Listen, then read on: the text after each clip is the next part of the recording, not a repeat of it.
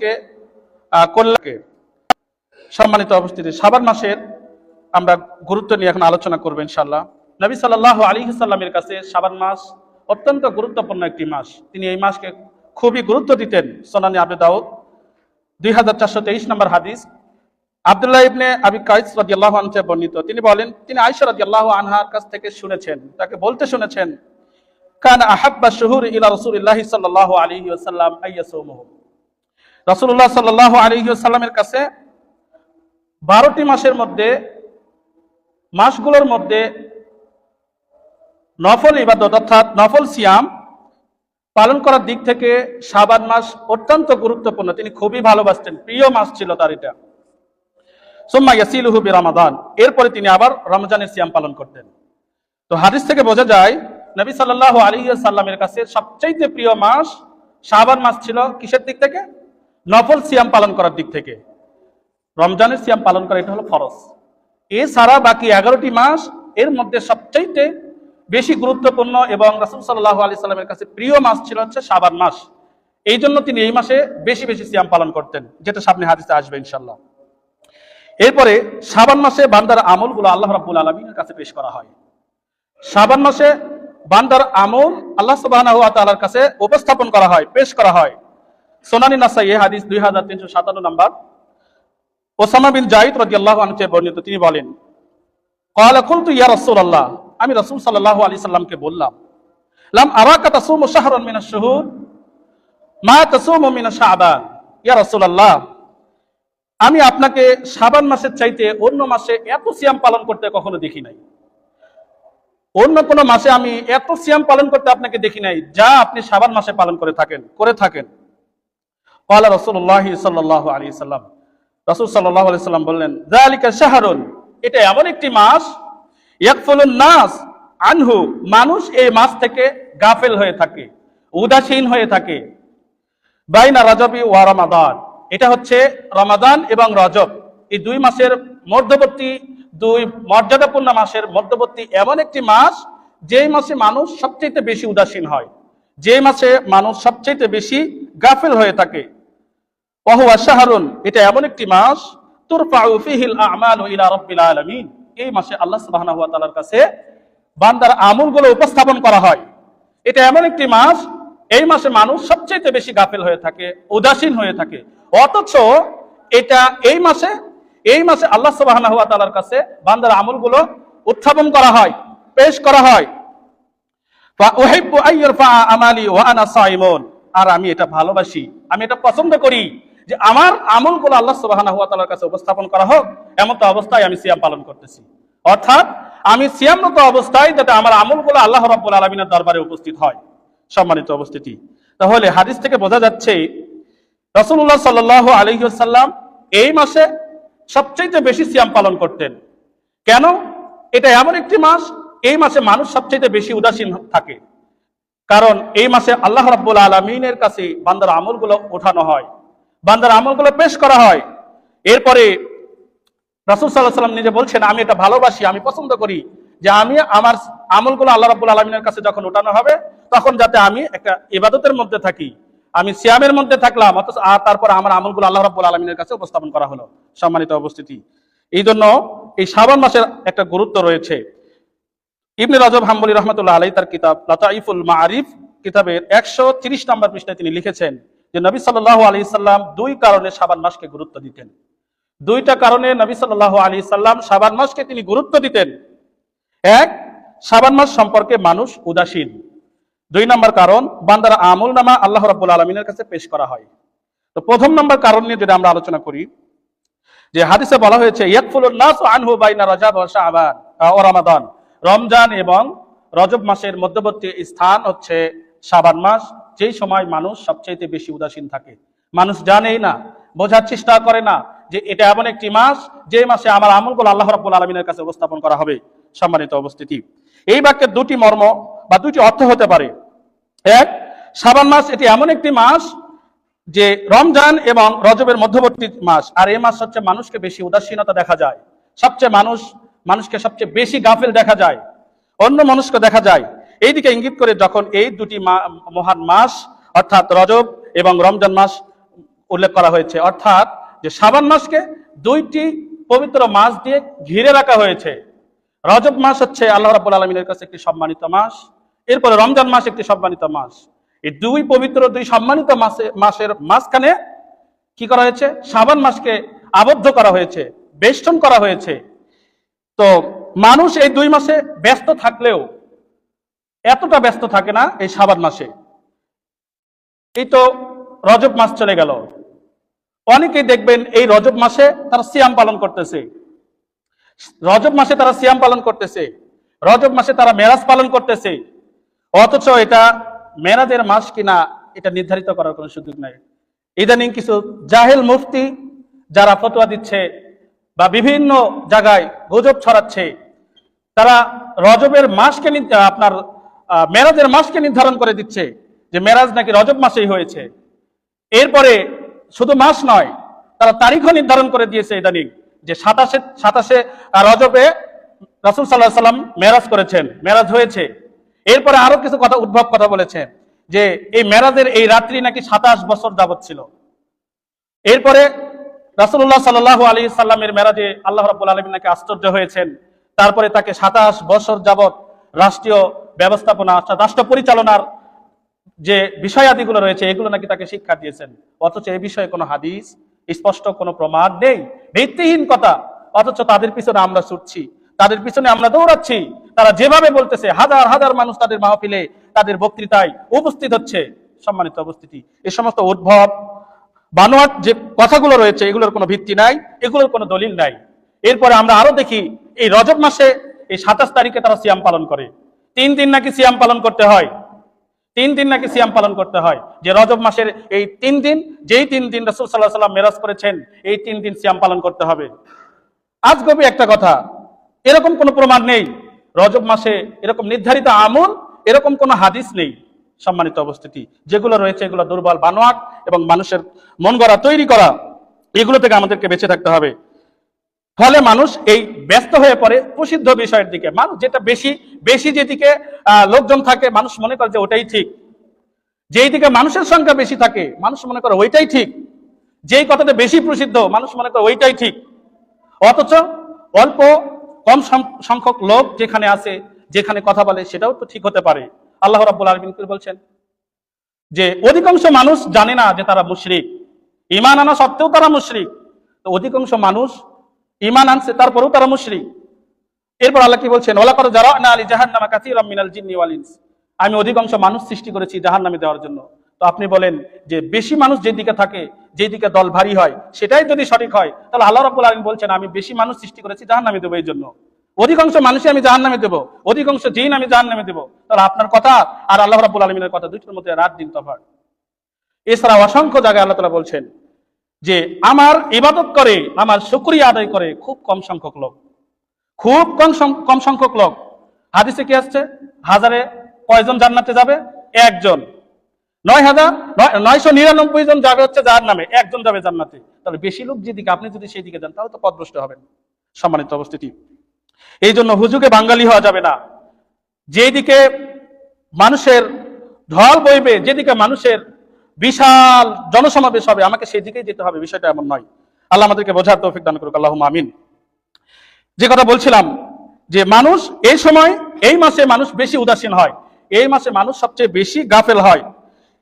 আমি দুটি দলিল পেশ করবো ইনশাআল্লাহ। সুনান ইবনে মাজাহ 3985 নম্বর হাদিস, মাকিল ইবনে ইয়াসার রাদিয়াল্লাহু আনহু থেকে বর্ণিত। তিনি বলছেন, রাসূলুল্লাহ সাল্লাল্লাহু আলাইহি ওয়াসাল্লাম বলছেন, আল ইবাদাতু ফিল হারজি কা হিজরাতিন ইলাইয়া।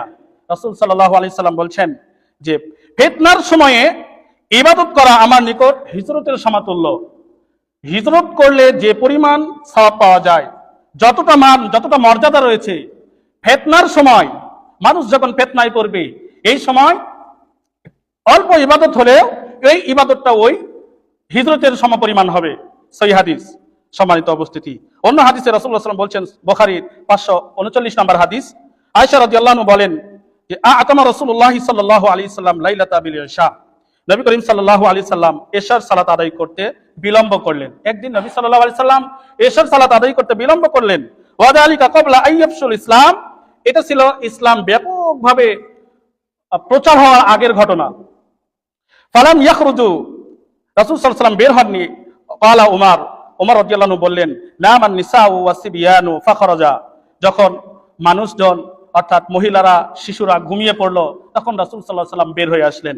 ফাকালা, এরপর রাসূল সাল্লাল্লাহু আলাইহি ওয়াসাল্লাম বললেন, লি আহলিল মসজিদ, অর্থাৎ মসজিদে যারা উপস্থিত ওই সময় ছিলেন তাদেরকে লক্ষ্য করে বললেন, মা ইয়ান্তাজিরুহা আহাদুম মিন আহলিল আরদি গায়রুকুম, রাসূল সাল্লাল্লাহু আলাইহি ওয়াসাল্লাম বললেন, তোমরা ব্যতীত হয়তো জমিনের আর কোনো মানুষ এশার সালাতের জন্য অপেক্ষা করতেছে না। অর্থাৎ তারা সবাই ঘুমিয়ে পড়েছে, হয়তো তোমরাই সর্বশেষ যারা এখনো ঈশার সালাতের জন্য অপেক্ষা করতেছো। সম্মানিত উপস্থিতি, এই হাদিসে ঈশার সালাতের যে গুরুত্ব, যে ফজিলত, এটা বর্ণনা করা হয়েছে। অর্থাৎ ঘুমকে বর্জন করে ঈশার সালাত পড়া, অর্থাৎ একটু বিলম্ব করে ঈশার সালাত একটু বিলম্ব করে পড়া, এটা খুবই গুরুত্বপূর্ণ এবং সওয়াবের কাজ। আগে পড়ার চাইতে ঈশার সালাত একটু দেরিতে করা বা দেরি করে পড়াটা ভালো। সম্মানিত উপস্থিতি, এই জন্য অতিরিক্ত কষ্ট, এই যে আপনি একটু বিলম্ব করে পড়বেন, একটু দেরি করে পড়বেন, এটার যে অতিরিক্ত কষ্ট, যে আপনার পরিশ্রম, এটার জন্য আপনার সওয়াবও ডাবল হবে, সওয়াবও বেশি হবে। দেরিতে পড়া ফজিলতপূর্ণ, বেশি সওয়াব হবে। আগে পড়ার চাইতে পরে পড়ার উত্তম। সম্মানিত উপস্থিতি, এরপর আমরা দ্বিতীয় যে কারণ সেটা উল্লেখ করব, বান্দার আমলগুলো আল্লাহ রাব্বুল আলামিনের কাছে পেশ করা। এতক্ষণ আমরা বললাম প্রথম নাম্বার যে কারণ, মানুষ এই মাসে বেশি উদাসীন হয়।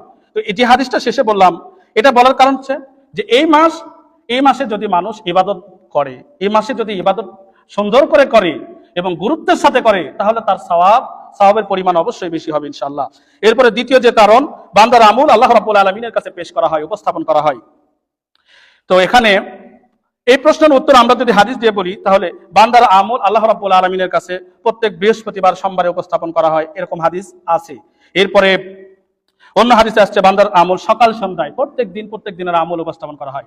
সকালে সারা রাতের ইবাদত সকালে উপস্থাপন করা হয়, সারা দিনের আমল আবার সন্ধ্যায় উপস্থাপন করা হয়, এরকম হাদিস আসছে। এরপর আমরা আরেকটা হাদিস জানি, যেটা হচ্ছে বান্দার আমলগুলো আল্লাহ রাব্বুল আলামিনের কাছে এক বছরের যত আমল আছে এইগুলো উপস্থাপন করা হয়। সম্মানিত উপস্থিতি, তো মুহাদ্দিসিন ইকরামের নিকট এই তিনটা হাদিস সামঞ্জস্যতা কিভাবে? তিনটা হাদিস তিন ভাবে বলা হয়েছে। কোন হাদিসে বলা হয়েছে প্রত্যেক দিনের আমল প্রত্যেক দিন উপস্থাপন করা হয়, আরেক হাদিসে বলা হচ্ছে যে প্রত্যেক সোমবার এবং বৃহস্পতিবারে বান্দার আমলগুলো উপস্থাপন করা হয়, আবার আরেক হাদিসে বলা হচ্ছে এক বছর পর পর উপস্থাপন করা হয়। তো এটাকে মুহাদ্দিসিন ইকরামের নিকট এটাকে তারা তিন ভাগে বিভক্ত করেছেন। অর্থাৎ বান্দার আমলগুলো আল্লাহ রাব্বুল আলামিনের কাছে পেশ করা হবে, এটা তিন ভাবে হতে পারে। এক নাম্বার, ফাআমাল আল-আম ইরফাউ ফি শাবান কামা আখবারা বিহি সাদিকুল মাসদুক সাল্লাল্লাহু আলাইহি সাল্লাম, অর্থাৎ পুরো বছরের আমল এক বছরে যত আমল করবেন এই শাবান মাসে এটাকে আল্লাহ রাব্বুল আলামিনের কাছে উপস্থাপন করা হবে। আপনি পুরো বছরে যত আমল করেছেন এই আমলগুলো আল্লাহ সুবহানাহু ওয়া তাআলার কাছে উপস্থাপন করা হবে। এই সম্পর্কে রাসূলুল্লাহ সাল্লাল্লাহু আলাইহি ওয়াসাল্লামের হাদিস স্পষ্ট। দুই নাম্বার হচ্ছে পুরো বছরের প্রত্যেক সপ্তাহে সোমবার এবং বৃহস্পতিবার আমলগুলো পেশ করা হয়। উপরে যে হাদিসটা রাসূল সাল্লাল্লাহু আলাইহি সাল্লাম বলেছেন, তো তু'রাদুল আমাল ফি কুল্লি ইয়াউমিন খামিস ওয়া ইসনাইন, ফি কুল্লি ইয়াউমিন খামিস ওয়া ইসনাইন, প্রত্যেক সোমবার এবং বৃহস্পতিবার বান্দার আমল আল্লাহ রাব্বুল আলামিনের কাছে উপস্থাপন করা হয়, ওঠানো হয়। এরপরে তিন নাম্বার যেটা, যে দিনের আমলগুলো দিনের শেষ প্রান্তে, অর্থাৎ সারাদিন যে আমলগুলো করবে সন্ধ্যায় সেগুলো উপস্থাপন করা হবে, আবার সারা রাত্রি যে ইবাদত করবে, যে আমল করবে, এগুলো আবার পরের দিন সকালে উপস্থাপন করা হবে। রাসূল সাল্লাল্লাহু আলাইহি ওয়াসাল্লাম বলছেন, তু'রাদুল আমালু ফি কুল্লি ইয়াউমি খামিসিন ওয়া ইসনাইন ফায়াগফিরুল্লাহু আযজা ওয়া জাল্লা, আল্লাহ রাব্বুল আলামিনের কাছে প্রত্যেক সোমবার এবং বৃহস্পতিবার আমলগুলো উপস্থাপন করা হয়, ফায়াগফিরুল্লাহু আযজা ওয়া জাল্লা, এরপর আল্লাহ রাব্বুল আলামিন তাদেরকে ক্ষমা করে দেন। যখন আল্লাহ রাব্বুল আলামিনের কাছে আমলগুলো উপস্থাপন করা হয়, তখন আল্লাহ সুবহানাহু ওয়া তাআলা ওই আমলগুলো দেখে তাদেরকে মাফ করে দেন, ক্ষমা করে দেন। লিকুল্লি ইমরিইন, প্রত্যেক বান্দাকেই ক্ষমা করেন, লা ইউশরিকু বিল্লাহি শাইয়ান, তবে যারা আল্লাহর সাথে শরীক করে নাই শুধু তারাই এর অন্তর্ভুক্ত। ইল্লা ইমরাআন কানাত বাইনাহু ওয়া বাইনা আখিহি শাহনান, ওই দুই ব্যক্তি ব্যতীত যাদের ভিতরে শত্রুতা রয়েছে, পরস্পর একজনের আরেকজনের সাথে শত্রুতা রয়েছে, তারা একে অপরের সাথে শত্রুতা পোষণ করেছে বা আলাদা হয়েছে। এরপর ফায়ুকালু উরকু হাযাইনি হাত্তা ইস্তালিহা, উরকু হাযাইনি হাত্তা ইস্তালিহা, এরপর রাসূল সাল্লাল্লাহু আলাইহি ওয়াসাল্লাম বলছেন যে ওই ব্যক্তি ব্যতীত যার সাথে একজন আরেকজনের সাথে শত্রুতা রয়েছে, অর্থাৎ এই দুইজনকে শুধু অবকাশ দেওয়া হয়েছে, অর্থাৎ তাদেরকে তাদের আমলগুলো উপস্থাপন করা হলেও আল্লাহ রাব্বুল আলামিন তাদেরকে ক্ষমা করেন না। এই দুইজনকে বাদ দিয়ে বাকি যারা আছে তাদেরকে ক্ষমা, যতক্ষণ পর্যন্ত না তারা পরস্পর একে অপরে আপোষ হয়। তার মানে হাদিস থেকে বোঝা যায় প্রত্যেক বান্দার আমল বৃহস্পতিবার এবং সোমবার আল্লাহ রাব্বুল আলামিনের কাছে পেশ করা হয়, সব বান্দাকে আল্লাহ ক্ষমা করে দেন, শুধুমাত্র ওই দুই ব্যক্তিকে ব্যতীত, যেই দুই ব্যক্তির মধ্যে পরস্পর শত্রুতা রয়েছে, হিংসা বিদ্বেষ রয়েছে, দুইজন আলাদা হয়ে আছে, যতক্ষণ পর্যন্ত না তারা আপোষ হবে, একে অপরকে মিলে না যাবে, ততক্ষণ পর্যন্ত তারা ক্ষমা পাবে না। সম্মানিত উপস্থিতি, এরপর 3 নাম্বার যেটা বলছিলাম, দিনের আমল দিনের শেষ প্রান্তে রাত হওয়ার আগেই পেশ করা হয়। এই সম্পর্কে সহিহ মুসলিমের 342 নম্বর হাদিসে রাসূলুল্লাহ সাল্লাল্লাহু আলাইহি ওয়াসাল্লাম উল্লেখ করেছেন যে ইন্নাল্লাহা আযজা ওয়া জাল্লা লা ইয়ানামু লা ইয়ানবাগি লাহু আইয়ানামা ইয়াখফিযুল কিসতা। রাসূল সাল্লাল্লাহু আলাইহি ওয়াসাল্লাম বলছেন যে আমাদের সামনে, আবু মুসা আশআরী তিনি বলেন, রাসূল সাল্লাল্লাহু আলাইহি ওয়াসাল্লাম আমাদের সামনে 5টি বিষয় উপস্থাপন করলেন। 5টি বিষয় আমাদের সামনে উপস্থাপন করলেন। 1 নম্বর হচ্ছে লা ইয়ানবাগি লাহু আইয়ানামা, অর্থাৎ আল্লাহ কখনো নিদ্রা যায় না। আল্লাহ রাব্বুল আলামিন কখনো ঘুমান না, তিনি কখনো নিদ্রা যান না। নিদ্রিত হওয়া তার পক্ষে সাজেও না। আল্লাহ রাব্বুল আলামিন যদি নিদ্রায় যান তাহলে পৃথিবী ধ্বংস হয়ে যাবে। আল্লাহ রাব্বুল আলামিন কখনো তিনি নিদ্রায় যান না। এরপর তিনি তার ইচ্ছা অনুসারে তুলা দণ্ড নামান, অর্থ এবং উত্তোলন করেন। এরপর দিনের পূর্বেই রাতের সকল আমলগুলোকে তার কাছে উপস্থাপন করা হয় এবং রাতের পূর্বেই দিনের সকল আমলগুলো তার কাছে উপস্থাপন করা হয়। এরপর রাসূল সাল্লাল্লাহু আলাইহি সাল্লাম বললেন, রাসূলুল্লাহ সাল্লাল্লাহু আলাইহি সাল্লাম শেষে এসে বলছেন যে আর তার পর্দা হলো নূর, তার পর্দা হচ্ছে নূর বা আলো। অন্য হাদিসে আসছে, আবু বকর রাদিয়াল্লাহু আনহু থেকে বর্ণিত, তিনি বলছেন যে নূরের স্থলে তিনি নার শব্দটা উল্লেখ করেছেন। এর মানে হচ্ছে রাসূল সাল্লাল্লাহু আলাইহি সাল্লাম বলেন, যদি তিনি সেই আবরণটা খুলে দেন, তার ওই নূরের আবরণ যদি তিনি খুলে দেন বা আগুনের ওই আবরণটা যদি তিনি তার খুলে দেন, তাহলে কি হবে? তার ওই আলোর বিভাগ, তার ওই আলোর আপনার জ্যোতির কারণে পুরো পৃথিবী ধ্বংস হয়ে যাবে। পুরো পৃথিবী দৃশ্যমান, অর্থাৎ যা কিছু দেখা যায় সব একবারে বিভৎস হয়ে যাবে, সবকিছু ধ্বংস হয়ে যাবে। সম্মানিত উপস্থিতি, তার মানে এই হাদিসে আমাদের মূল যে বিষয়টা সেটা হচ্ছে সকাল সন্ধ্যা আল্লাহ রাব্বুল আলামিনের কাছে আমলগুলো উপস্থাপন করা হয়। প্রত্যেক বান্দা সারাদিন আপনি কি আমল করলেন, কি ইবাদত করেছেন, এই ইবাদতগুলো সব উপস্থাপন করা হবে। আপনি যদি বলেন যে কাল থেকে আমি ভালো হয়ে যাব, আগামী কাল থেকে আমি সালাত আদায় করব, আজকের দিনটা আমি একটু সুযোগ নিলাম, কিন্তু আজকের দিনের আমলটা আপনার আল্লাহ রাব্বুল আলামিনের কাছে উপস্থাপন করা হবে। আজকে যে অপরাধ করবেন সেই অপরাধটা আল্লাহর কাছে উপস্থাপন করা হবে। যে ভালো আমলগুলো করবেন এই আমলগুলো আল্লাহ রাব্বুল আলামিনের কাছে উপস্থাপন করা হবে। তাহলে আপনি কেন সময় নেবেন? আপনি কালকে দুনিয়াতে থাকবেন কিনা তার কোনো গ্যারান্টি নেই, নিশ্চয়তা নেই। তাহলে আপনি দেরি করবেন কেন? আপনি বলুন আমি এখন থেকে ভালো হয়ে গেলাম, আমি এই মুহূর্তে থেকে আমি সবকিছু ছেড়ে দিলাম, আমি শুধু আল্লাহর সন্তুষ্টির জন্য কাজ করব। সম্মানিত উপস্থিতি, এই জন্য সহিহ বুখারীর একটা হাদিস আছে, রাসূলুল্লাহ সাল্লাল্লাহু আলাইহি সাল্লাম বলছেন যে বান্দার আমল আল্লাহ রাব্বুল আলামিনের কাছে যে পেশ করা হয়, এটা আরেকটা হাদিস দ্বারা প্রমাণ হয় যে প্রত্যেক আসর এবং ফজরের সময় কি হয়, মালাইকা ফেরেশতা পরিবর্তন হয়। ফজরের যে দল উপস্থিত হয় তারা আসর পর্যন্ত থাকে, আসরে তারা চলে যায়, আবার নতুন করে আবার আসে। তো এই যে পরিবর্তন, তো হাদিসে আসছে কি আল্লাহ রাব্বুল আলামিন তাদের জিজ্ঞাসা করেন, যখন তারা ফিরে যায় তখন জিজ্ঞাসা করে আমার বান্দাকে তুমি কোন অবস্থায় রেখে আসলে? তখন তারা উত্তর দেন যে আল্লাহ রাব্বুল আলামিন আপনি তো সবই জানেন। তারপরেও আল্লাহ জানেন, তারপরেও জিজ্ঞাসা করেন কি অবস্থায় তোমরা রেখে এসছো? তখন তারা উত্তর দেয় তারা সালাতে ছিল, আসরের সালাতে তারা উপস্থিত হয়েছে। এরপরে যারা উপস্থিত হয় তারা এসে ওই সালাত অবস্থায় তাদেরকে দেখে। এরপরে ফজরের সময় যখন তারা ফিরে যায় তাদেরকে জিজ্ঞাসা করে যে আসরে আমি তাদেরকে সালাতে পেয়েছি, আবার আসরের সময় আমি তাদেরকে সালাতে থাকা অবস্থায় আমি দেখে এসেছি। সম্মানিত উপস্থিতি, তাহলে প্রত্যেক দিন আমলগুলো যে আল্লাহ রাব্বুল আলামিনের কাছে উপস্থাপন করা হয়, এটা একটা তার প্রমাণ যে আসরের সালাত আপনি আদায় করলেন, ফজরের সালাত আদায় করলেন, অন্যান্য যে সালাতগুলো আদায় করলেন, যে প্রত্যেক দিন ফেরেশতা তো লিখতেছে, এটা তো আছেই, থাকবে, কিন্তু ফেরেশতার পরিবর্তনে আল্লাহ রাব্বুল আলামিনের কাছে এই রিপোর্টগুলো উপস্থাপন হয় যে সে কোন অবস্থায় আছে, ইবাদতে আছে না অন্যায় কাজে আছে, এটা উপস্থাপন হয়। সম্মানিত উপস্থিতি, এরপরে শাবান মাসে নফল ইবাদত আল্লাহ রাসূল সাল্লাল্লাহু আলাইহি সাল্লাম বেশি বেশি করতেন। সবচাইতে বেশি 11 মাসের মধ্যে সবচাইতে বেশি নফল ইবাদত করতেন হচ্ছে এই শাবান মাসে। সহিহ বুখারীর 1846 নম্বর হাদিসে রাসূল সাল্লাল্লাহু আলাইহি সাল্লাম বলছেন যে আয়েশা রাদিয়াল্লাহু আনহা থেকে বর্ণিত, তিনি বলেন শাবান মাসের চাইতে রাসূলুল্লাহ সাল্লাল্লাহু আলাইহি সাল্লাম এত বেশি সিয়াম কখনো পালন করতেন না। তিনি প্রায় পুরো শাবান মাসে তিনি সিয়াম পালন করতেন, প্রায় পুরো শাবান মাসে তিনি সিয়াম পালন করতেন। লা ইয়ামাল্লু হাত্তা তামাল্লু, রাসূল সাল্লাল্লাহু আলাইহি সাল্লাম ক্লান্ত হননি যতক্ষণ না কি হয়েছে ইবাদত, অর্থাৎ এর দ্বারা উদ্দেশ্য হচ্ছে তিনি ইবাদত করতেই থাকতেন, সময় যতক্ষণ আছে ততক্ষণ তিনি ইবাদত করতেই থাকতেন, তিনি কখনো ইবাদত করতে ক্লান্ত হননি। সম্মানিত উপস্থিতি, আহাব্বুস সালাত ইলা নবী সাল্লাল্লাহু আলাইহি সাল্লাম, রাসূলুল্লাহ সাল্লাল্লাহু আলাইহি সাল্লামের কাছে সবচেয়ে প্রিয় সালাত হচ্ছে মাদুইমা আলাইহি, যেটা ধারাবাহিকতা রয়েছে, ওয়া ইন কাল্লাত, যদি সেটা কম হয়, আপনার ইবাদতের সংখ্যা যদি কম হয়, ইবাদত যদি কম হয় কিন্তু ধারাবাহিকতা যদি বজায় থাকে, এটা রাসূলুল্লাহ সাল্লাল্লাহু আলাইহি সাল্লামের কাছে প্রিয়। অন্য হাদিসে আসছে আহাব্বুল আমাল ইলাল্লাহি তাআলা যে আদওয়ামুহা ওয়া ইন কাল্লা, যে আল্লাহ রাব্বুল আলামিনের কাছে সবচেয়ে প্রিয় ইবাদত হচ্ছে ওই ইবাদত যে ইবাদতের সংখ্যা কম কিন্তু ধারাবাহিকতা আছে। যদিও সেটা কম কিন্তু ধারাবাহিকতা আছে, প্রত্যেক দিন আপনি ওই ইবাদতটা করেন, আপনি প্রত্যেক দিন দান করেন, হোক যেটা 2 টাকা 5 টাকা যত পরিমাণই হোক, আপনি ইবাদত করেন প্রত্যেকদিন 2 রাকাত সালাত এক্সট্রা আদায় করেন ফরজ সালাত বাদে, যদিও সেটা প্রত্যেকদিন ধারাবাহিকতা চালু থাকে, তাহলে এটা আল্লাহ রাব্বুল আলামিন সবচেয়ে বেশি পছন্দ করেন।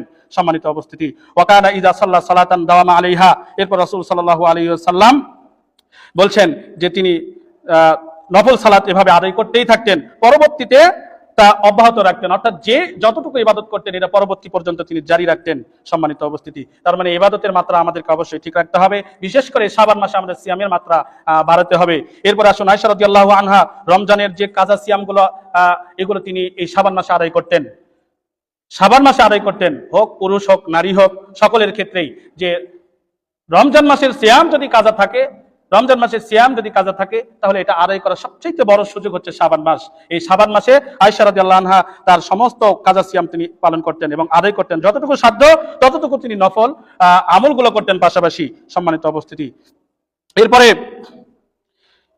রমজানের পরে সর্বোত্তম মাস হচ্ছে শাবান, রমজানের পরে সর্বোত্তম মাস হচ্ছে শাবান মাস, যেটা আমাদের আলোচনার মধ্যে চলে গেছে যে 12টি মাসের মধ্যে রমজান মাসের পরে সবচাইতে দামি এবং মূল্যবান মাস হচ্ছে, সর্বোত্তম মাস হচ্ছে শাবান মাস। এই জন্য শাবান মাস সম্পর্কে রাসূলুল্লাহ সাল্লাল্লাহু আলাইহি সাল্লাম বলছেন যে সুইলান নবী সাল্লাল্লাহু আলাইহি সাল্লাম আইয়ুস সাওম আফদালু বা'দা রমাদান, রাসূল